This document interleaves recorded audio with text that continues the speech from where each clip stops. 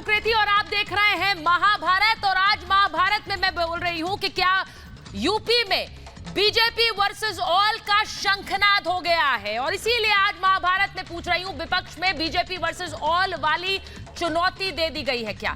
BJP के चाणक्य कहे जाने वाले अमित शाह ने यूपी में अपने चिर परिचित अंदाज में एंट्री ली और बीजेपी को कड़ी चुनौती दे डाली। अमित शाह ने ललकारते हुए कहा कि दम है तो आओ, एक साथ आओ, सपा बसपा कांग्रेस सभी मिल जाओ, सबको एक साथ हराएंगे। बीजेपी बहुत पहले से सपा बसपा और कांग्रेस को मिलाकर सबका कहती है, यानी कि सपा के लिए, ब बसपा के लिए और का कांग्रेस के लिए। तो आज अमित शाह कह रहे हैं कि सबको हराएंगे। दरअसल केंद्रीय गृह मंत्री अमित शाह ने अपने पुराने अंदाज में सांगठनिक फीडबैक और टिकट बंटवारे को लेकर पार्टी के मंथन की कमान संभाल ली है। अमित शाह दिन में रैलियां करने और रात में सभाएं करने की अपनी पुरानी रणनीति पर आगे बढ़ रहे हैं। अमित शाह एक के बाद एक जनसभा यूपी में कर रहे हैं। उधर प्रधानमंत्री मोदी के एक के बाद एक दौरे यूपी में हो रहे हैं और खुद सीएम योगी तो मैदान में उतर ही गए। ऐसे में साझा विपक्ष को बीजेपी ने चुनौती दे डाली, कह दिया है कि भले ही सभी मिलकर आ जाओ, सबको साथ में हराएंगे। अमित शाह सीधा हमला बोलने से भी नहीं चूके। उन्होंने राम भक्तों पर गोली चलवाने का मुद्दा भी उठाया तो यह भी पूछा कि कौन कहता था कि लड़कों से गलती हो जाती है। उन्होंने मायावती पर भी तीखा तंज करते हुए कहा कि किस तरह से मैदान में वो गैर मौजूद है, यानी है ही नहीं। अब मैदान में कब उतरेंगी बहन जी, इसको लेकर भी आज उन्होंने तंज कसा। और इसीलिए आज मैं महाभारत में पूछ रही हूं कि क्या बीजेपी वर्सेस ऑल का शंखनाद आज बीजेपी के चाणक्य ने कर दिया है। आज मैं कह रही हूं कि यूपी में बाबा वर्सेस बुआ, बबुआ और बहन। सवाल उठने लगा है कि क्या यूपी में बाबा यानी योगी आदित्यनाथ बनाम ऑल होने वाला। असल में 2019 के लोकसभा चुनाव में कुछ ऐसी स्थिति थी जब सपा और बसपा मिल गए थे, आरएलडी भी उनके साथ थी। हालांकि गठबंधन को बुरी तरह से हार का सामना करना पड़ा था, ये जानते हैं आप। कई बार आपने सुना होगा, इस पर चर्चाएं भी हुई कि 2017 विधानसभा चुनाव में समाजवादी पार्टी और कांग्रेस साथ लड़े थे। अंजाम यह रहा कि अखिलेश यादव की सरकार चली गई और सपा 50 सीटों के अंदर सिमट गई। कांग्रेस तो दहाई का आंकड़ा भी नहीं छू पाई। अब एक बार फिर से चुनाव सामने है। समाजवादी पार्टी ने इस बार बसपा और कांग्रेस तो दूरी बना ली, लेकिन छोटे दलों से गठबंधन में जुटी हुई है। इस बीच बीजेपी के चुनौती देने के कई मायने देखे जा रहे हैं। क्या ऐसे ऐलान से बीजेपी विपक्ष को कमजोर साबित करना चाहती है? क्या बीजेपी की कोशिश मतदाताओं में यह संदेश देने की है कि यह दल बीजेपी के मुकाबले में है ही नहीं, यानी जनता के बीच संदेश जाए कि चुनाव तो बीजेपी ही जीत रही है। इसके अलावा एक संदेश यह भी कि जनता को याद दिलाया जाए कि जो कांग्रेस सपा बसपा अभी अलग अलग लड़ रहे हैं, कुछ दिन पहले ये साथ भी थे। ऐसे में सवाल उठता है कि क्या यूपी चुनाव इस बार बाबा बनाम बुआ बबुआ बहन होने जा रहा है। आज मैं महाभारत में कह रही हूं कि बुलडोजर, जी हां, बुलडोजर का मुकाबला कर पाएगा विपक्ष। यूपी में चुनावी रैलियों में एक शब्द सबसे ज्यादा सुना जा रहा है और वो है बुलडोजर।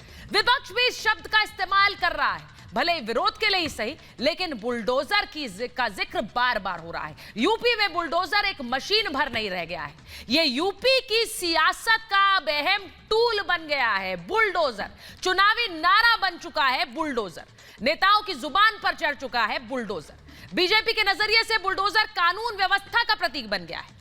बुलडोजर माफिया की कमर तोड़ने का संदेश बन चुका है और यही वजह है कि बीजेपी की कोई भी रैली हो, किसी भी नेता की रैली हो, बुलडोजर की मौजूदगी जरूर होती है। भाषण में बुलडोजर का जिक्र जरूर होता है। एक तरफ बुलडोजर माफिया की कमर तोड़ रहा है, माफिया की ओर सरपट दौड़ रहा है, तो दूसरी तरफ नेताओं की जुबान से तीर बनकर चल रहा है।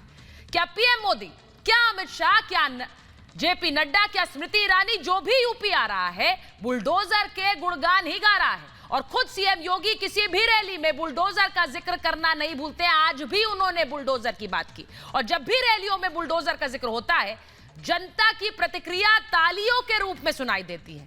तालियों और शोर से माहौल गूंज उठता है। अतीक अहमद, मुख्तार अंसारी, इन सब की करोड़ों की संपत्ति, अवैध संपत्ति पर कैसे बुलडोजर चलाया जा चुका। माफिया से छुड़ाई जमीन पर सीएम योगी गरीबों के आवास के लिए भूमि पूजन भी कर चुके हैं। ऐसे में बाबा का बुलडोजर क्या जनता को पसंद आ रहा है? सवाल उठता है, क्या ये बुलडोजर विपक्ष की उम्मीदों पर चल जाएगा। कहीं बुलडोजर विपक्ष का सफाया तो नहीं कर देगा? और क्या योगी का बुलडोजर 2022 में विपक्ष के चुनावी रथ को तहस नहस कर पाएगा, या फिर सिर्फ चुनावी प्रतीक और नारा बनकर ही रह जाएगा? और आज महाभारत में मैं ये भी कह रही हूं कि काले धन के किले पे भी, क्या काले धन के किले पे भी चलेगा ये बुलडोजर? क्योंकि बाबा का बुलडोजर सिर्फ अवैध संपत्ति पर ही नहीं चल रहा है, ये बुलडोजर काली कमाई पर भी चल रहा है। कानपुर में 194 करोड़ की संपत्ति का खुलासा हुआ। यूपी के लोगों के लिए आंखें खोल देने वाली खबर थी, जहां विपक्ष हर दिन रोजगार का मुद्दा उठाता है, जनता के पास पैसे की कमी का मुद्दा उठाता है। वह जनता का ही पैसा कैसे बोरियों में भर भर कर तहखानों में छुपाया गया था, यह देखकर राज्य की जनता दंग है। उनकी आंखें खुली की खुली रह गई। क्या अब बाबा का बुलडोजर काली कमाई पर भी चलेगा? क्या पीयूष जैन के तहखाने सिर्फ शुरुआत है? यहीं से कई और तहखानों के खुलने की शुरुआत होगी। और क्या यूपी में काले धन पर भी बुलडोजर चलाकर विपक्ष की जीत की उम्मीदों पर बुलडोजर चलाएंगे योगी आदित्यनाथ?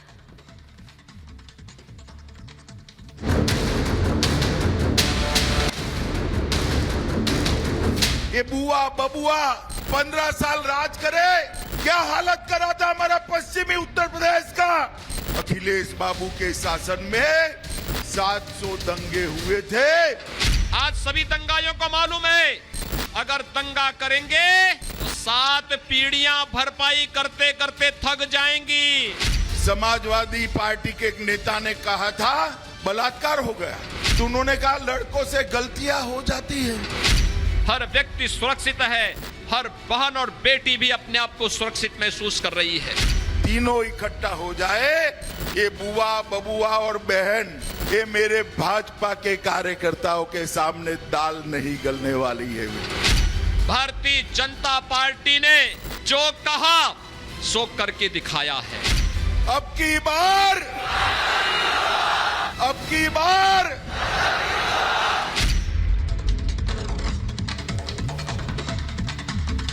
और मैं आज महाभारत की शुरुआत करूं उससे पहले मैं बता दूं कि अब से थोड़ी देर पहले गृह मंत्री अमित शाह ने किस तरह से एक बार फिर अखिलेश यादव पर हमला बोला है। बड़ी खबर मैं अपने दर्शकों को बता रही हूं। अमित शाह ने कहा है कि अखिलेश पर उनका बड़ा हमला, और अखिलेश जितनी ताकत लगा लें, भव्य राम मंदिर बनकर रहेगा। अमित शाह का कार सेवकों को लेकर भी हमला आया है। उन्होंने कहा सपा ने गोलियां चलवाई थी। अमित शाह ने कहा कि जहां नरेंद्र मोदी भूमि पूजन कर चुके हैं, अब अखिलेश की नहीं चलने वाली है। अखिलेश की नहीं चलने वाली है क्योंकि प्रधानमंत्री ने अब भूमि पूजन भी कर दिया है। वो वाली लाइन ब्रेकिंग में नहीं है, लेकिन मैं बता रही हूं अपने दर्शकों को, प्रधानमंत्री ने जब भूमि पूजन कर दिया तो अखिलेश का रथ नहीं चलने वाला है। ये गृह मंत्री अमित शाह का हमला आया है सीधे समाजवादी पार्टी पर। मेरे साथ इस वक्त जो मेहमान है मैं उनका परिचय आपसे करा देती हूं। बीजेपी के राष्ट्रीय प्रवक्ता के शर्मा जी मेरे साथ जुड़ रहे हैं। हमारे साथ जुड़ रही हैं सोशल एक्टिविस्ट प्रीति पांडे, हमारे साथ जुड़ रहे हैं लेखक पॉलिटिकल एनालिस्ट विनय सिंह जी, हमारे साथ जुड़ रहे हैं कीर्ति निधि पांडे हैं, समाजवादी पार्टी के प्रवक्ता हैं, हमारे साथ बीएसपी के राष्ट्रीय प्रवक्ता फैजान खान जुड़ रहे हैं, और साथ ही जुड़ रहे हैं कांग्रेस के नेता अनुज आत्रे। बहुत बहुत स्वागत आप सभी का महाभारत में। और मैं शुरुआत करना चाहती हूँ, मैं कीर्ति निधि जी आपके साथ शुरुआत करती हूँ, के पांडे जी के साथ शुरुआत करूंगी, के शर्मा जी के साथ, माफ कीजिए। कीर्ति जी, मैं आपसे पूछ रही हूं कि जो ये बुलडोजर चल रहा है सर, ये बुलडोजर अवैध संपत्ति पर भी चल रहा है और ये काले धन पर भी चल रहा है। अब ये आप लोगों की उम्मीदों पर तो नहीं चलने वाला है यूपी में? देखिए, उत्तर प्रदेश में जिस बुलडोजर की बात भारतीय जनता पार्टी कर रही, उत्तर प्रदेश का किसान लखीमपुर में इंतजार कर रहा है कि जो लोग किसानों की हत्या किए, जिन लोगों ने किसानों के ऊपर गाड़ियां चढ़ा करके उनको मौत के घाट उतार दिया, जिन लोगों के गाड़ियां चढ़ा करके गोलियां चला करके पत्रकार को लखीमपुर में मौत के घाट उतार दिया, उन किसानों के परिवार के लोग इंतजार कर रहे हैं कि वो बुलडोजर भारत सरकार के गृह राज्य मंत्री के घर पे कब चलेगा। उत्तर प्रदेश की जनता इंतजार करे, उत्तर प्रदेश की जनता जानना चाहती है कब चलेगा। जो लोग लखीमपुर के अंदर पंचायत के चुनाव में जिस तरीके से महिलाओं को अपमानित किए, महिलाओं का चीरहरण किए, उनका उत्तर प्रदेश की जनता इंतजार कर रही है कि उनको महिलाओं को अपमानित करने वाला बुलडोजर कब चलेगा। गोरखपुर जो का जनपद है। ठीक है, आपका ऑडियो ठीक से नहीं आ रहा है। कीर्ति जी का ऑडियो जरा ठीक करिए, उसके बाद मैं वापस आऊंगी। के शर्मा जी, उन्होंने तो अपने मुद्दे गिना दिए। आपका बुलडोजर कहीं भी चलता रहे, उनके मुद्दे वही रहेंगे, लेकिन इन मुद्दों के बल पर क्या यूपी में शंखनाद हो पाएगा समाजवादी पार्टी के लिए? सवाल ये, क्योंकि अमित शाह आज यूपी में है और वो खुलकर कह रहे हैं कि बाबा के आगे बुआ बबुआ बहन सब आ जाए, कोई नहीं चलेगा। देखिए, ये तो पहले से तय है सुचिता जी। पहले कांग्रेस जो है गठबंधन कर चुकी है सपा के साथ, सपा और बहुजन समाज पार्टी का गठबंधन हो चुका है, और ये सारे लोग मिलकर सामना कर चुके हैं और सबको जो है माकूल जवाब उत्तर प्रदेश की जनता ने दिया है। अभी जो सपा के प्रवक्ता भाग यानी अपने विषय से भटक के कहीं और भाग रहे थे, वो क्यों भाग रहे हैं? इसलिए भाग रहे हैं क्योंकि आपने प्रश्न पूछा कि बुलडोजर जो माफियाओं की अवैध संपत्तियों पर चले, और जिस ढंग से माफियाओं के अवैध संपत्तियों को ढाया गया बुलडोजर से, और 1866 करोड़ रुपए की संपत्ति जो अवैध थी, उसको जमीन की जो कीमत बनती थी और अवैध संपत्ति थी, वो जो है आज जनता को फिर से वापस दी जा रही है वहां मकान बना के। तो उस पर ये जवाब इसलिए नहीं दे पाए क्योंकि ये जो माफिया थे, ये जो बाहुबली लोग थे, इनको संरक्षण किसका था? ये किसके सरकार में फले फूले? ये सब समाजवादी पार्टी के संरक्षण में और बसपा के संरक्षण में फले फूले जो है ये माफिया लोग थे, और इनके जो है अवैध संपत्ति पर बुलडोजर चढ़ा के जो है योगी जी ने और इनको एक सबक दिया, और जनता को उनके जो गाड़ी कमाई जो इन लोगों ने कब्जा कर रखे थे उसे वापस किया। तो आज इनको तकलीफ है कि यदि उस पर यह बात करेंगे। आप अपने शब्दों का बुलडोजर मत चलाइए, एक एक करके बात करते हैं। मुझे पता है बुलडोजर पसंद नहीं है यहाँ पर किसी को, लेकिन जरा बोलने दीजिए, बोलने दीजिए। 34 मुकदमे। अरे सर, उसके बाद आपके पास आऊंगी ना, एक मिनट बोलिए के शर्मा जी, बात कंप्लीट करिए। तो इसलिए मैं आज कह रहा हूं कि यदि ये उस पर बात करेंगे तो इनकी पोल खुलेगी, क्योंकि ये तो पूरा आज यदि मैं एक बात बार बार कहता हूं कि पूरे देश में यदि आप राजनीतिक दलों का सर्वे करा दें कि कौन सा दल गुंडा और माफियाओं का दल रहा है, किसने गुंडा टैक्स वसूला है, तो एक ही नाम आएगा, वो है समाजवादी पार्टी। पूरा देश जानता है कि समाजवादी पार्टी गुंडों और माफियाओं को संरक्षण देती रही है, और ये जो है खुद गुंडा टैक्स वसूलते रहे। ये जो सफाई में जो ये महोत्सव मनाते थे, ये उसी टैक्स गुंडा टैक्स से होता था, नहीं तो आज ये 5 साल से ये वहां सफाई का महोत्सव क्यों बंद हो गया? अच्छा मुझे ये बताइए ना, एक मिनट कीर्ति जी आपका मैं इसमें आ रही हूँ। कीर्ति जी मैं आ रही हूँ, गलत विंडो लगाई है आपने। कीर्ति जी मैं आ रही हूँ आपके पास, एक मिनट रुक जाइए, एक मिनट रुक जाइए। आप अपना फोन बहुत सर ऐसे दिखता नहीं है, मैं आपके पास आ रही हूँ। सर एक बार मैं फैजान जी के पास चली जाऊँ, फैजान जी और प्रीति पांडे, उसके बाद विनय जी आपके पास आऊंगी। फैजान जी मुझे जरा ये बताइए कि बुलडोजर चल रहा है तो उससे दिक्कत है किसी को क्या? मुझे समझ नहीं आता। बुलडोजर चल रहा है सर, वो काले धन पर भी चलेगा, वो अवैध संपत्ति पर भी चलेगा, तो इससे तो खुशी होनी चाहिए, इसमें दुखी होने की क्या बात है सर? या फिर बुलडोजर बीजेपी का इसलिए दिक्कत है?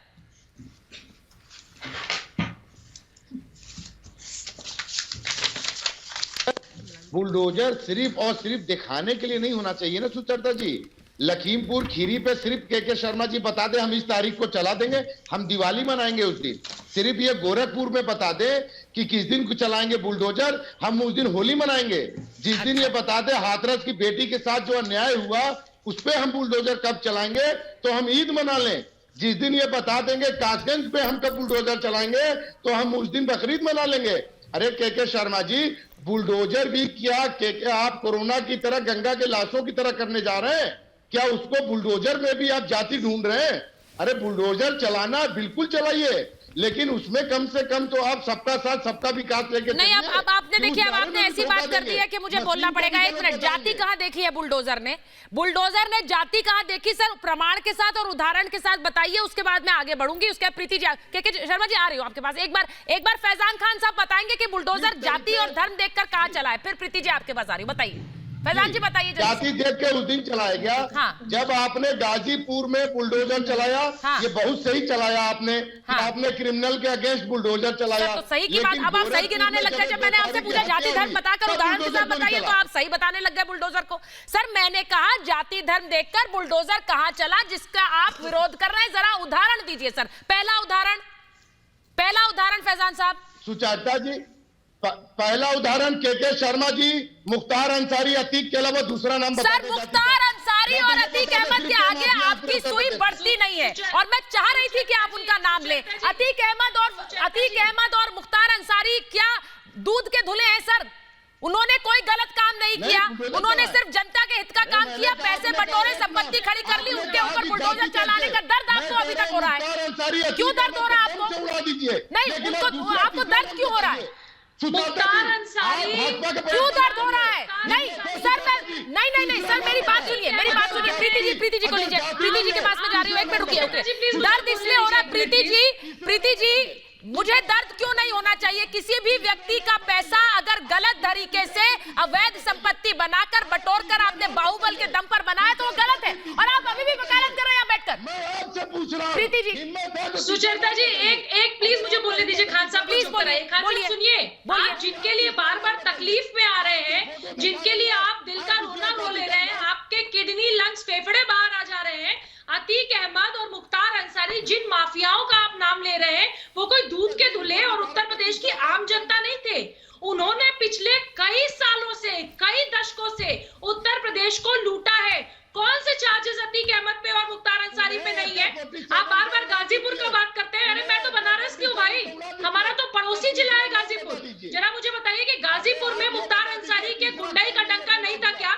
आज अगर उनके घरों पे बुलडोजर जा रहा है तो आपको क्या तकलीफ है? आज अगर उनके बड़े बड़े कारोबार जो काले धन से बनाए हैं, गुंडाई से बनाए हैं, उसके ऊपर अगर बुलडोजर चला रहे हैं तो क्यों तकलीफ हो रही है आपको? आप क्यों इस तरह के आतंकी जो लोग हैं, जो माफियावाद हैं, जो लड़ाइयां करते हैं, जो गुंडे हैं, आप गुंडा को गुंडा कहने से डरते हैं? आप बार बार अतीक अहमद की बात करते हैं। अरे भाई, उत्तर प्रदेश में क्या ठाकुर, क्या ब्राह्मण, क्या एसटी, क्या ओबीसी, क्या आतंकी, क्या माफिया, सबके लिए एक ही चीज है। उत्तर प्रदेश की पुलिस, उत्तर प्रदेश की सरकार क्यों छोड़े किसी को? अगर कोई ब्राह्मण भी गलत काम कर रहा है तो उसको भी लपेटेंगे, कोई ठाकुर है गलत काम कर रहा है उसको भी लपेटेंगे, कोई एससी है उसको भी लपेटेंगे, जो आतंकी है, जो माफिया है उसको लपेटेंगे। आपको इतनी तकलीफ क्यों हो रही? मुझे तो यही नहीं समझ में आ रहा है। अच्छा, अब मुझे समझ में नहीं आ रही। नहीं, एक सेकंड, फैजान खान साहब कंटिन्यूस बोल रहे हैं। प्रीति जी, एक मिनट जाइए। प्रीति जी, मैं जरा फैजान खान साहब से समझ लेती हूँ। एक मिनट मैम, मैं एक मिनट आ रही हूँ आपके पास। फैजान खान साहब, मुझे बताइए, आप इतनी देर से आप चिल्ला रहे थे। सर, मैं एक चीज पूछ लेती हूँ आपसे। नहीं, आराम से बोलेंगे सर, आराम से बोलेंगे, अपनी बात आप लोगों तक रखिए। मैं सिर्फ आपसे पूछ रही हूँ, अतीक अहमद की संपत्ति पर या फिर मुख्तार अंसारी की संपत्ति पर बुलडोजर चलता है तो आपको दर्द होता है क्या सर? पीड़ा हो रही है आपको? अब मेरी जवाब सुनेंगी? हाँ बिल्कुल सर, मेरी जवाब सुनेंगी? सुनूंगी सर। चाहता जी, अगर रिपब्लिक भारत में भाजपा से नहीं मिली हुई है तो मैं मुख्तार अंसारी, अतीक अहमद को कह रहा हूं दुनिया का सबसे बड़ा गुंडा है, पर रिपब्लिक भारत में हिम्मत है, तीसरा नाम बता दो, तीसरा नाम बता दो। भारत किसके साथ? सर, अब एक मिनट, तीसरा नाम बता दो। सर आपने जो दो लोगों का आपने नाम लिया वो माफिया है कि नहीं? पूरी जनता देख रही है। सर एक मिनट सर, पहली बात तो आपने, प्रीति जी एक minute, I need to answer this ma'am, एक मिनट। आप पहली बात तो आपने एक बड़ी बात कही और आपने आरोप लगाया। पहली बात तो आपने आरोप लगाया। फैजान साहब, मैं आपसे ही अनुरोध कर रही हूं क्योंकि आप मेरे मेहमान हैं, आप मेरे मेहमान हैं, इसलिए मैं पहली बार अनुरोध कर ही बात करती हूं। अनुरोध ये है कि आप इस तरह के जो आरोप लगाने हैं ये बंद करिए। आप मेहमान बनकर आए हैं, आप मुझ पर सीधे डायरेक्ट आरोप लगा देते हैं। पहली बात तो आपको क्या लग रहा है, मैं आपको मैं क्यों बुलाऊंगी बहस में? मैं सीधे के शर्मा जी को बिठाकर यहां उनसे जान लूंगी क्या क्या करा है उन्होंने। पहली बात। दूसरी बात ये है कि सर अतीक अहमद और मुख्तार अंसारी को सिर्फ सुचरिता नहीं, यूपी का बच्चा जान रहा है, क्योंकि उनके कुकर्मों की वजह से दिक्कत यह है कि आप लोगों ने टिकट दिया, आपने उन्हें नेता बनाया, आपने उनके कुकर्मों पर चादर डाली अपने टिकट के जरिए, और अब आप सोच रहे हैं कि आप उनके बारे में, अब आप चाहते कोई उनके बारे में बात ना करे। सर ऐसा होगा नहीं, लोग बात भी करेंगे और लोग जानते हैं उन्होंने क्या किया है। तीसरा नाम बता दीजिए। सर लोग जानते हैं, खामोशी हो जा रही है। सर मैं आपको एक और बात बताऊं, एक पूरी की पूरी लिस्ट बता सकती हूँ आपको, लेकिन लोग उनके बारे में ना जानते हो। लेकिन ये दो नाम ऐसे हैं जिनके बारे में यूपी के बच्चा इसलिए जानता है क्योंकि उन्होंने क्या किया, इसका पूरी एक फहरिस्त है। कैसे बन गए आप आज भी? सर सुंदर भाटी का भी नाम है उस लिस्ट में, कितने लोग जानते हैं? कुंटू भैया का भी नाम है उस लिस्ट में। आप क्या मुझे लिस्ट बता रहे? बहुत नाम है सर उसमें, बहुत नाम है, 2 लोगों पर नहीं चले बुलडोजर, बताए जाते हैं। 2 लोगों पर बुलडोजर नहीं चला है। मैं फिर कह रही हूं आपसे, लेकिन आप लोगों को दिक्कत इन 2 नामों से इसलिए है क्योंकि आपने इन्हें टिकट दिया। सर मुझे उसमें आना नहीं है। मैं एक मिनट रुक जाइए। मैं एक बार मैं बड़ी खबर बता दूं अपने दर्शकों को, क्योंकि ये बड़ी खबर है और ये आप सबसे जुड़ी हुई खबर है। बड़ी खबर यह है कि यूपी चुनाव की तारीखों का ऐलान 9 से 15 जनवरी के बीच हो सकता है।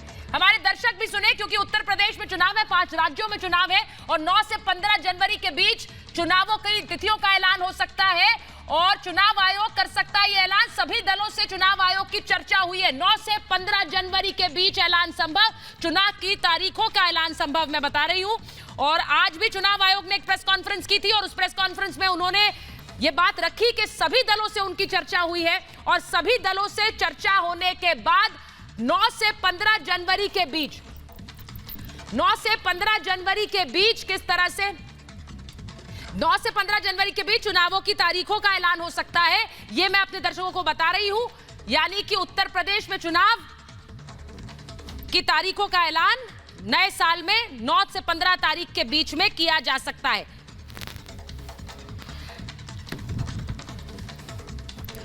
और अब मैं अपने दर्शकों को बताऊं कि उत्तर प्रदेश में बीजेपी ने किस तरह से चुनावी चक्रव्यूह बना लिया है। और मैं इसे चुनावी चक्रव्यूह इसलिए कह रही हूं क्योंकि 4 ऐसे नेता हैं, चाहे वो प्रधानमंत्री हो, गृह मंत्री हो, बीजेपी के राष्ट्रीय अध्यक्ष हो या फिर खुद मुख्यमंत्री योगी आदित्यनाथ हो, उन्होंने किस तरह से चुनाव के मद्देनजर एक रणनीति पर काम किया है। किस तरह से प्रधानमंत्री नरेंद्र मोदी लगातार यूपी में दौरों पर है और सिर्फ दौरे नहीं है, विकास का किस तरह से रिपोर्ट कार्ड दिया जा रहा है। फिर वो चाहे पूर्वांचल एक्सप्रेसवे हो, गंगा एक्सप्रेसवे हो, जहां जहां पर वो जा रहे हैं वो खुलकर कहते हैं कि विकास का रिपोर्ट कार्ड है, क्या क्या काम किया है वो जनता को बताना है। वहीं दूसरी तरफ गृह मंत्री अमित शाह जो आज भी यूपी के दौरे पर है, वो पुराने चाणक्य अवतार में नजर आ रहे हैं, क्योंकि वो दिन में तो सभाएं कर रहे हैं और रात में वो संगठन को मजबूत करने के लिए टिकट को लेकर चर्चाएं कर रहे हैं। ये उसी भूमिका में नजर आते हैं जिसके लिए वो जाने जा रहे हैं। वहीं योगी आदित्यनाथ जो उत्तर प्रदेश के मुख्यमंत्री हैं, योगी आदित्यनाथ किस तरह से हर रोज सीएम योगी 3 से 4 सभाएं कर रहे हैं और इन सभाओं में वो लगातार अवैध संपत्ति, काले धन पर बुलडोजर का जिक्र करते हैं, जिस पर लेकर मैं आज बहस भी कर रही हूं, महाभारत भी कर रही हूं। और वहीं चौथी तरफ देखिए जो बीजेपी के राष्ट्रीय अध्यक्ष है जेपी नड्डा, उन्होंने कहा है वो भी कैसे मोर्चा संभाले हुए हैं, वो भी उत्तर प्रदेश में आज और रैलियों के साथ साथ संगठन स्तर पर भी किस तरह से धार दे रहे हैं। तो ये 4 चेहरे और बीजेपी ने 4 चेहरे, प्रधानमंत्री के साथ साथ ये सभी नेता उत्तर प्रदेश के रण में उतरे हुए हैं और इस चुनावी चक्रव्यूह को कैसे भेदा जाएगा, इसका तोड़ क्या है, ये मैं पूछ लेती हूं अनुज जी से। अनुज जी, मैं आपके पास आ रही हूं, इस चुनावी चक्रव्यूह का कोई तोड़ है आपके पास? सर मतलब मुझे कहना नहीं चाहिए, लेकिन ये सवाल बार बार मेरे हर महाभारत की डिबेट में उठता है कि उत्तर प्रदेश में कांग्रेस कहां है, लेकिन तब भी आप लोग मोर्चा संभाले हुए हैं, ये बड़ी बात। देखिए सुचारिता जी, ये हमारा देखने का नजरिया है। हमारे से मतलब मैं आपके ऊपर कह रहा हूँ कि आप किस नजरिए से देखना चाहते हैं जी। आज आपने इन 4 चौकड़ी को तो दिखा दिया है, मैं दूसरा आगे का शब्द नहीं प्रयोग करना चाहूंगा क्योंकि संवैधानिक पद पर हैं, लेकिन ये 4 चौकड़ियों के अलावा आपको उत्तर प्रदेश की जो आधी आबादी को जिसको लीड कर रही हैं प्रियंका गांधी जी, उनके लगातार इतने बड़े बड़े कार्यक्रम उत्तर प्रदेश में हो रहे हैं। आज भी अगर आपके कहीं ना कहीं आपके पास से रिपोर्टिंग जरूर हुई होगी, आप दिखाएं ना दिखाएं वो आपका विषय है, लेकिन उत्तर प्रदेश में जिस तरह से महिलाओं का समूह उनके साथ जुड़ता जा रहा है वो एक अपने आप में एक बहुत बड़ा उत्तर प्रदेश में चर्चा का विषय बना हुआ है। जिस तरह से उत्तर प्रदेश की महिलाओं के साथ इन 5 सालों में, पौने 5 सालों में उत्पीड़न हुआ है, निश्चित तौर पे उससे पहले भी 3 दशकों से लगातार उत्पीड़न हुआ है, लेकिन ये उत्पीड़न जो बड़ा है और ये उत्पीड़न जो हुआ है भारतीय जनता पार्टी के नेताओं के द्वारा, इनके विधायकों के द्वारा उसमें आग का घी का काम किया है। तो उत्तर प्रदेश की जनता और उत्तर प्रदेश की हमारी माताएं बहनें निश्चित तौर पर अब जो अग्रणी भूमिका में आगे आने चाह रही हैं वो प्रियंका जी के साथ चल पड़ी हैं। तो मैं आपसे आग्रह करूंगा कि थोड़ा सा उनको भी दिखाने का अगर आप चाहेंगे तो आपके दर्शकों को अच्छा लगेगा। आज 304 विधायकों वाली भारतीय जनता पार्टी उत्तर प्रदेश में ये नहीं बताती है कि जो 2017 में इन्होंने वायदे किए थे, इस 25 करोड़ की जनसंख्या वाले प्रदेश से, देश के सबसे बड़े वाले जनसंख्या वाले प्रदेश से, क्यों आज भी उत्तर प्रदेश में 5 करोड़ बेरोजगार युवा घूम रहे हैं? क्या यह उपलब्धि है भारतीय जनता पार्टी की, जो बुलडोजर, एनकाउंटर और छापे, इन तीन के अलावा बता दें क्या उपलब्धि है आपकी? चौथी इनकी उपलब्धि है प्रचार। प्रचार के माध्यम से इन्होंने सरकार चलाई और प्रचार के माध्यम से अब चुनाव में उतर रहे हैं। वो प्रचार भी मेरे और आपके पैसे की, टैक्स की कमाई के पैसे से ये अपनी फोटो में चमकाने का पूरे उत्तर प्रदेश के साथ साथ पूरे आसपास के प्रदेशों में चमका रहे हैं। किसने इनको अधिकार दिया? क्या ये पैसा उत्तर प्रदेश के विकास में नहीं लगना चाहिए था? इन पैसे से ना जाने कितनी यूनिवर्सिटी, कितने कॉलेज, कितने स्कूल, कितने अस्पताल बन जाते। जो ये कोरोना काल में हमने देखा है, पैंडेमिक के समय जिस तरह से उत्तर प्रदेश में जो है लाशों की, तैरती लाशें देखी हैं, याद होगा आपको भी, हमें भी याद है, आपके दर्शकों को भी याद होगा। अनुज जी, मैं एक चीज आपसे पूछूंगी, आपने कहा कि यहाँ पर लोग आईना दिखा देंगे क्योंकि काम नहीं हुआ है, तो सर एक आईना तो अमेठी में भी दिखाया उत्तर प्रदेश की जनता ने, और कहीं वो आईना फिर रायबरेली में तो नहीं दिखाएगी यूपी की जनता। मैं सिर्फ पूछ रही हूं आपसे सवाल, क्योंकि आपने कहा कि जनता सब देखती है और इसीलिए वो जवाब देती है, तो इसीलिए 2017 के बाद जिसकी मैं मान कर बैठी हूं, सर अगर बीजेपी सत्ता में नहीं आएगी तो उन्हें आईना होगा। सर ये आप बिल्कुल सही कह रहे हैं, उन्हें आईना होगा, लेकिन रायबरेली में आप लोग फिर से आएंगे ये भी सोचिए, क्योंकि अमेठी से दरवाजा दिखा दिया गया था। मैं के शर्मा जी, आप बोलना चाह रहे हैं? के शर्मा जी, फिर मैं विनय जी आपके साथ, विनय जी को स्क्रीन पर लीजिए प्लीज। मैं जवाब दे दूं, मेरे को जवाब देने दीजिए। मुझे 30 सेकंड 30 सेकंड ले लीजिए। अनुज जी 30 सेकंड जवाब देना चाहेंगे। के शर्मा जी 1 मिनट, 30 सेकंड जल्दी से जवाब दीजिए फिर। हाँ ठीक है, बोलिए। सुचारिता जी, आपने जो प्रश्न पूछा रायबरेली अमेठी का, लोकतंत्र में जनता ही जनार्दन है, जनता तय करती है। जो जनता वहां पे मैंडेट देगी हमें सहर्ष स्वीकार होगा, क्योंकि हमारे पास भारतीय जनता पार्टी के नेताओं की तरह कोई जादुई छड़ी नहीं है जो आंकड़े अपने हिसाब से, सीटों का रिजल्ट अपने हिसाब से तय कर लेते हैं। इसका क्या जनता के मैंडेट के हिसाब से चलेंगे। जनता ने हमको जिताया है, जनता ने हमको अर्श पर बिठाया है, जनता ही नहीं, उनके पास कौन सी जादुई छड़ी है? फर्श पर बिठाएगी तो सर खुलकर बोलिए ना सर, महाभारत में हम खुलकर बोलते हैं। भारतीय जनता पार्टी के नेता भूल गए, खुलकर बोलिए, जादुई छड़ी कौन सी? अनुज जी, भाजपा के नेता भूल गए हैं कि ये जनता है, ये काल चक्र की तरह चलती है। जादुई छड़ी कौन सी? अनुज जी खुलकर बोलिए ना सर, मैं तो इनको फिर आप मैं मौका दे रही हूं सर, खुलकर बोलिए, जादुई छड़ी कौन सी है उनके पास? आप कह रहे हैं उसके हिसाब से मैंडेट तय हो जाता है, कौन सी जादुई छड़ी है सर? खुलकर बोले ना सर। देखिए जादुई छड़ी इनको सबको पता है। नहीं सबको नहीं पता सर, मुझे नहीं पता है, मुझे नहीं पता है। प्रीति जी आपको पता है? विनय जी आपको पता है कौन सी जादुई छड़ी की बात कर रहे हैं? सुचरिता जी नहीं पता है, इसलिए मैं खुलकर पूछ रही हूँ कौन सी छड़ी है। अनुज जी पीछे से वार नहीं, हिम्मत करके खुलकर सामने से वार करिए, खुलकर हिम्मत से। ये अक्सर देखा गया है, और वही उसी छड़ी के सहारे। नहीं सर फिर आप दबी जुबान में नहीं सर, दबी जुबान में नहीं। मैं चाहती हूँ सर, देखिए फिर मैं आपको मौका दे रही हूँ, फिर आप कहेंगे कि सर आप खुलकर बोलिए। एनकाउंटर वाली जो सरकार है, जो खुलकर बोलिए, एनकाउंटर वाली सरकार आ गई है, वो जनता चलने नहीं देगी बार बार। अब 1 मिनट विनय जी, प्रीति जी मैं आ रही हूँ आपके पास। विनय जी मुझे जरा बताइए, ये कौन सी छड़ी की बात कर रहे हैं? दबी जुबान में अभी भी वार कर रहे हैं। मैं कह रही हूँ खुलकर बोलिए, मैं नहीं जानती कौन सी बात कर रहे हैं। आप जानते हैं कौन सी जादू की छड़ी है जिससे मैंडेट आता है? सुचारिता जी चोर की जादू की छड़ी इटली में है, और राहुल गांधी जी आज इटली चले गए हैं और 15 दिन बाद लौटने वाले हैं। सुचारिता जी मैं आपको जानकारी के लिए बता दूं कि भाई साहब के नेता जो है इटली चले गए आज, और 15 तारीख के से पहले नहीं लौटने वाले हैं। आज कहीं मैं खबर पढ़ रहा था। खैर सुचारिता जी मुद्दे पर आते हैं। देखिए कोरोना का हम लोगों ने झेला है ना, कोरोना से लड़ने के लिए हम क्या करते हैं? प्रिकॉशंस लेते हैं, बचाव करते हैं, दवाइयां लेते हैं। तो उसी तरीके से अपराध और भ्रष्टाचार से जब लड़ना होता है तो उसकी दवाई जनता का वोट है। तो जनता ये तय करेगी कि अगले 5 वर्षों में उसकी बेटियां सुरक्षित रहेंगी कि नहीं रहेंगी, प्रदेश की कानून व्यवस्था कैसी रहेगी। और ये तय करने वाला समय है जनता के लिए कि मुख्यमंत्री अपने परिवार के लिए काम करता है कि प्रदेश की जनता को अपना परिवार मानता है। और यह भी तय करने का विषय है कि प्रदेश का डीजीपी किसी मंत्री की भैंस ढूंढता है कि अपराधियों का एनकाउंटर करता है, खोज करके उनको सजा दिलाता है और उनका एनकाउंटर करता है, कि वो पूरा पुलिस महकमा किसी मंत्री का भैंस ढूंढने में लगाता है। और उसका एक वानगी मैं बता देता हूं जो अमित शाह जी ने अपने भाषण में भी आज कहा कि 700 दंगे एक शासन काल में, मतलब 5 वर्षों में 700 दंगे बहुत होते हैं सुचारिता जी। दंगे में लाशें भी गिरती हैं। और ये जो 5 साल का शासनकाल रहा है योगी जी का, इसमें भी देख लिया जाए कितने दंगे हुए हैं, भ्रष्टाचार के आरोप कितने लगे हैं। और ये जो बार बार बोल रहे हैं ना कि बुलडोजर चलाया, रेड मारा, तो इनको तकलीफ है कि बुलडोजर नहीं चलना चाहिए, रेड नहीं मारना चाहिए और एनकाउंटर, 3 चीजों से इनको इनको तकलीफ है लेकिन कि लेकिन मैं अगर वापस उस बात पर आ रही हूँ जो अनुज जी ने की, और मैं इसलिए कह रही हूँ कि जब हमला हो रहा है और चुनावी मैदान में हमला हो रहा है अनुज जी, तो खुलकर हमला होना चाहिए। अब प्रीति जी, ये जो इस मैजिक, जिस जादू की छड़ी की बात कर रहे हैं जिससे मैंडेट आ रहा है, ये सीधा सीधा आरोप लगा रहे हैं, और उस मैंडेट को, उस जादू की छड़ी को सर आप चला लीजिए। अगर मैं एक सेकंड आ रही हूँ के शर्मा जी, आ रही हूँ सुचेता जी, बड़ी आधी आबादी की जो चिंता प्रियंका जी को अभी इस बार के चुनाव में हुई है, ये चिंता थोड़ा छत्तीसगढ़ और राजस्थान में भी कर लें। अगर एनसीआरबी की डेटा आप ले लेंगे तो चाहे क्राइम हो, चाहे क्राइम अगेंस्ट चिल्ड्रन हो, चाहे क्राइम अगेंस्ट वुमेन हो, हर चीज का डेटा, हर चीज के परसेंटेज कम हुए। जो अमेठी की बात बार बार कर रहे हैं, तो भाई साहब अगर आप अमेठी गए होंगे, जब वहां से राहुल जी वहां सांसद रहे, इतनी बार आप अमेठी का दौरा किए होंगे, तो आप गए होंगे। जरा मुझे 4 विकास बता दीजिए कि उनके 15 साल के कार्यकाल, 10 साल के कार्यकाल में ये विकास रहे। आधी आबादी की चिंता जब चुनाव में होती है ना, तो आधी आबादी बहुत स्मार्ट हो गई है। महिलाएं, लड़कियों को ये बात पता है कि जो प्रियंका जी चुनाव में ऐसे हाथ हिला देती हैं, उससे अब कोई फर्क पड़ने वाला नहीं है। जब आपकी केंद्र में सरकार थी ना 10 साल मनमोहन सिंह जी की, कितने आपने अस्पताल उत्तर प्रदेश को दे दिए थे?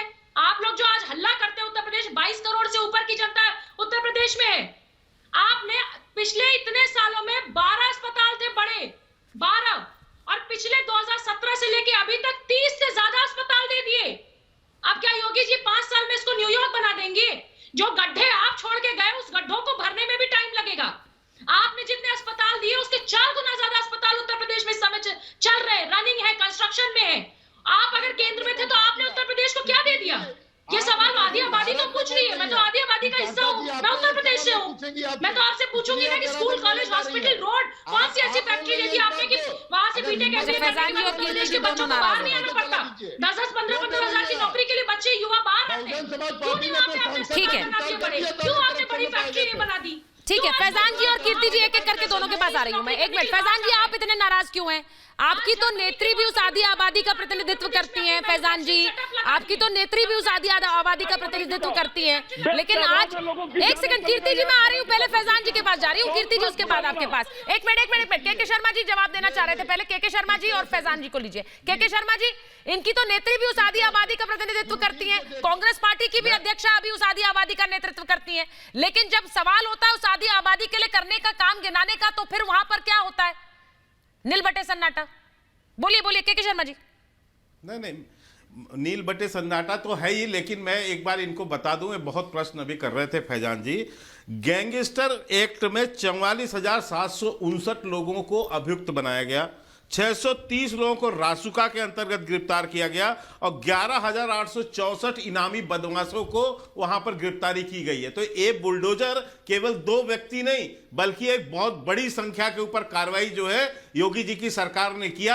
ये 2 नाम से इनको तकलीफ इसलिए होती है कि दोनों लोगों को राजनीतिक संरक्षण समय समय पर सपा और बसपा ने दिया है, इसलिए इनको इन दोनों नामों से है सबसे बड़ा, क्योंकि ये इनके कुबेर भी होते थे, ये धन सप्लाई भी करने वाले थे। रही बात अभी जो कांग्रेस के जो प्रवक्ता कह रहे थे महिला के जो बहुत वो करने का, एक प्रश्न मैं इनसे पूछता हूं, अब ये बीच में इनको थोड़ा बंद कराइएगा तो अच्छा रहेगा।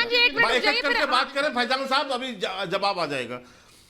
अभी जो कांग्रेस के प्रवक्ता जो है आधी आबादी की बात कर रहे थे, मैं पूछना चाहता हूं सुचेता जी कि इनको उत्तर प्रदेश में जहां इनके पास थाली न लोटा, वहां पर ये जो है 40% की बात कर रहे हैं, लेकिन पंजाब अभी चुनाव हो रहा है, उत्तराखंड वहां चुनाव हो रहा है, वहां 40% इनको याद नहीं आता है। क्यों?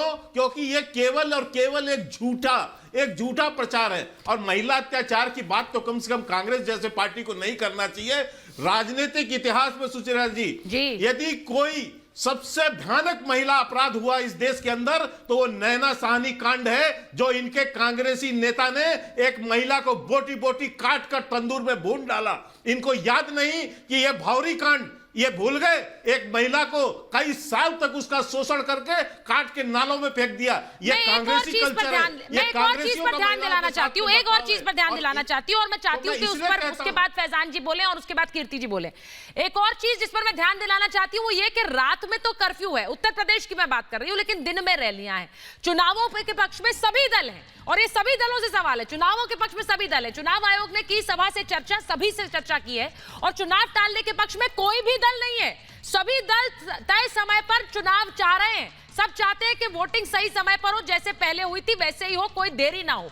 कर्फ्यू जरूर, नाइट कर्फ्यू यूपी में लगा दिया गया है कि भाई दिन में कर्फ्यू है, लेकिन रैलियों से किसी को कोई दिक्कत नहीं है, रैलियां होते रहें। यानी सेहत पहले तो चुनाव की जल्दी क्यों भाई? चुनाव में भी थोड़ी देरी हो सकती थी, लेकिन चुनाव समय पर हो, रैलियों पर कोई पाबंदी ना हो। यह जरूर कहा है कुछ दलों ने कि भाई चुनाव की जो रैलियां हैं उन्हें थोड़ा सीमित कर दिया जाए, लेकिन यह हैरानी की बात है कि आम जनता के लिए तो आपने कर्फ्यू लगा दिया, उन्हें नाइट कर्फ्यू में दे दिया, उन्हें कहा कि भाई रात को भाई आपके यहाँ नाइट कर्फ्यू रहेगा, आप निकल नहीं सकते। थोड़े से और सख्तियां बढ़ जाएंगी, और सख्तियां बढ़ जाएंगी, लेकिन सोचिए कि जहां पर चुनावी रैलियों की बात होती है उस पर सब चुप है, उस पर सब चाह रहे हैं कि रैलियां होती रहे और चुनाव भी सही समय पर हो, क्योंकि उनको, विपक्ष को लग रहा है कि उन्हें सत्ता मिलने वाली है, वही सत्ताधारी दल को लग रहा है कि हमें भी सही समय पर चुनाव करा लेना चाहिए, इसमें हमारा फायदा है। लेकिन लोगों का फायदा किसमें है? अगर आपको लग रहा है कि उनके लिए खतरा है तो फिर रैलियों पर भी रोक लगनी चाहिए। ये सवाल आज मैं महाभारत में इसलिए पूछ रही हूं क्योंकि जो जनता वोट के लिए निकलेगी, क्या उनकी सेहत के लिए खतरा नहीं है?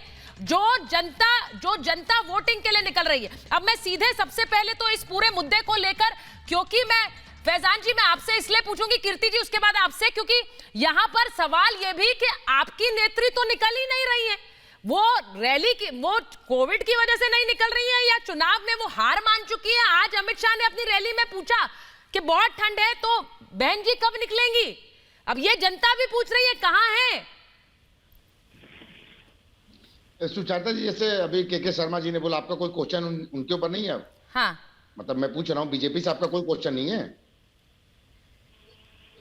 आप पूछिए ना क्वेश्चन। मैं बीजेपी से भी क्वेश्चन, सर एक सेकंड आप रुकिए, अब आप रुकिए। आपने बोला, मैंने ये बोला सत्ता दल भी चाह रहा, एक सेकंड रुक जाइए सर, रुक जाइए। जब सभी दल चुनाव चाह रहे हैं, एक मिनट रुकिए, जब सभी दल चुनाव चाह रहे हैं तो ये सवाल किससे है? ये सवाल किससे है कि आपने रात को नाइट कर्फ्यू लगा दिया लेकिन रैलियां चलती रहेंगी? ये सवाल किससे, किसने लगाया नाइट कर्फ्यू? आपने लगाया, आप हैं सत्ता में। सत्ता में आप हैं क्या फैजान जी? मुझे शायद गलत जानकारी रही हो, आप हैं सत्ता में। कर्फ्यू किसने लगाया सर? सत्ताधारी दल ने ही लगाया कर्फ्यू। अब वो रैलियां तो चाह रहे हैं लेकिन वो कर्फ्यू भी लगा रहे हैं, लेकिन रैलियां चलती रही। तो ये सवाल आपसे हुआ या उनसे हुआ? ये सवाल उनसे हुआ या आपसे हुआ सर? कब चलाएंगे आप? नहीं, मुझे शायद समझ नहीं आया सर, इसलिए आपसे पूछ रही हूँ। ये सवाल आपसे था क्या? आप सत्ता में है क्या? अब आप आगे जवाब देना चाहते हैं? अगर आपका कटाक्ष खत्म हो गया हो, आगे बढ़िए जी। आगे जनता भी देख रही है, इतनी पागल थोड़ी है जनता। मैं ये साफ तौर पे कहना चाह रहा हूं, सरकार जो भी फैसला लेगी और चुनाव आयोग वो देख रही है, वो कह रही रैलियां तो हो रही है, अखिलेश यादव भी रैली कर रहे हैं, योगी आदित्यनाथ भी रैली कर रहे हैं, लेकिन जो दावेदार है एक और नेत्री वो रैली नहीं कर रही। को लेकर सुचारिता जी की बात नहीं कोई मानेगा ना। हम अपने देश के नहीं सर, मेरी बात मत मानिए, मैंने मंच आपको दिया, आप बताइए कहाँ है? हम तो कह तो दिए कि जो भी स्वास्थ्य मंत्रालय जो भी लेगा, जो हमारे देश के साइंटिस्ट ओमिक्रॉन को लेकर जो भी फैसला लेंगे, चुनाव आयोग जो फैसला लेगा उस पर बहुजन समाज पार्टी अमल करेगी। अगर वो कहते हैं कि रैलियों पे पाबंदी रखनी चाहिए, हम रैलियों में पाबंदी लगा देंगे। अगर वो कहेंगे रैलियां नहीं चालू रहनी चाहिए, ओमिक्रॉन को उतना बड़ा खतरा नहीं है, तो हम उस तरह से काम करेंगे। हाँ, लेकिन दोहरा मापदंड नहीं होना चाहिए। ये जवाब नहीं है मेरे सवाल का। हुआ कि फैजान जी कटाक्ष तो मैं भी कर सकती हूँ, लेकिन मैं अभी आपसे सीधा सवाल पूछ रही हूँ, ये जवाब नहीं था मेरे सवाल का। मैंने सवाल पूछा आपकी नेत्री कहाँ है और वो रैलियां कब करेंगी, वो चुनाव प्रचार में कब उतरेंगी? हमारी नेत्री राजनीति कर रही हैं, पूरी तरीके से लोगों को एक्टिव की हुई है, बूथ लेवल तक काम कर रही हैं।